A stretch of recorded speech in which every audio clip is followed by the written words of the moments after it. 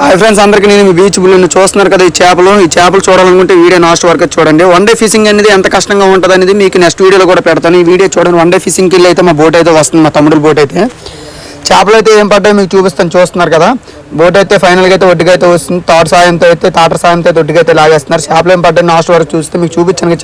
చేపలు పెద్ద చేపలు అయితే ఇంకా పడ్డాయి, చూస్తున్నారు కదా. బోట్ ఒడ్డు కూర్చున్న తర్వాత అయితే తాళ్ళు అయితే తీసి అయితే ఒడ్డుగా అలా మోసుకెళ్తారు. చూసారు కదా చేపలు, ఈ చిన్న చేపలు ఇలాగే ఇలాంటి చేపలు కదా ఇంకా పెద్ద చేపలు కూడా పడ్డాయి, చూస్తున్నారు కదా. మీకు ఇలాంటి చేపలు కావాలనుకుంటే కామెంట్ చేయండి, అలాగే మీకు కావాలనుకుంటే మెసేజ్ చేయండి.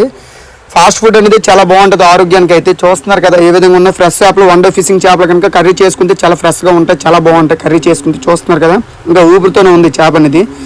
ఓకేనా, మీకు ఏమనిపించిందో కామెంట్ చేసి మీ ఫ్రెండ్స్కి అయితే షేర్ చేయండి. ఇలాంటి చేపలు మీకు ఇంకా ఫుల్ వీడియో చూడాలనుకుంటే బయలు ఇంకుంటుంది, యూట్యూబ్లోకి వెళ్ళి చూడండి, ఇంకా బాగుంటాయి. చూస్తున్నారు కదా ఎలాంటి చేపలు పడ్డాయి అనేది. ఫ్రెష్ చేపలు, వన్ డే ఫిషింగ్ చేపలు చాలా బాగుంటాయి. మీకు కావాలనుకుంటే మాకు